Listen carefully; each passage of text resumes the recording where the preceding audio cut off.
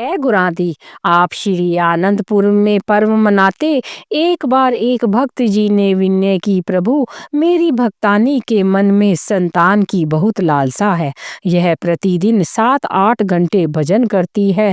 भजन करते हुए इसे कभी नूरानी जोत के दर्शन नहीं हुए। बलिक आश्चर्य की बात तो यह है कि जब यह भजन में लीन होती है तो इसे अपने चारों ओर नीच योनियां घूमती हुई दिखाई देती है। ऐसा सब होते हुए भी यह भजन नहीं छोड़ती। आपने वचन फरमाए, भक्त जी भजन का असली आनंद इसे अंतर में मिलता है, इसलिए यह भजन नहीं छोड़ती।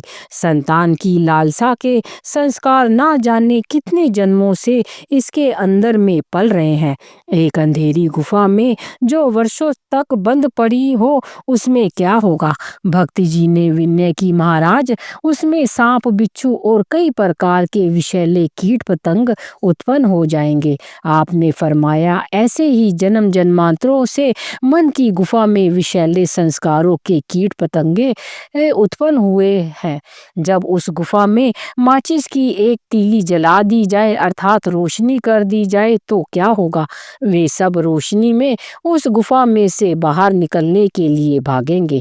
सौभाग्य से आपको संत महापुरुषों की चरण शरण मिल गई है। भजन के प्रभाव से जन्म जन्मांतरों के कुसंस्कार अपना रूप बनाकर अब समाप्त हो रहे हैं। एक काम करो कि बच्चा गोद ले लो। जिससे बच्चा गोद लोगे उसे पहले ही कह देना कि जब तक हमारा मन चाहेगा तब तक इसे पास रखेंगे। पुनः उसे धन संपत्ति सहित लौटा देना। भजन करने से इसकी सुरती काम, क्रोध, लोभ, मोह से निर्लिप्त हो चुकी है। इसका आखिरी संस्कार करने ही यह परमात्मा स्वरूप बन जाएगी। भक्त जी ने श्री वचनों के अनुसार कार्य किया। वह हैरान था कि 6 मास भी भक्तानी ने बच्चे को अपने पास नहीं रखा। उसका मोह बंधन जो लोहे की दीवार बनकर खड़ा था टूट गया। अब वह हर समय भजन में आंतरिक नजारे देकर आनंद में झूमने लगी। भजन से उठती तो यही कहती कि श्री गुरु महाराज जी ने मुझे जीते जी मुक्त कर दिया है। भक्त जी ने श्री चरणों में आकर विनय की, प्रभु अब मुझे भी मुक्त करो। श्री वचन हुए कि भजन करो और सब कुछ पाओ। भजन में ही सब द्वार खुलते हैं और जीव को सच्चे आनंद की प्राप्ति होती है।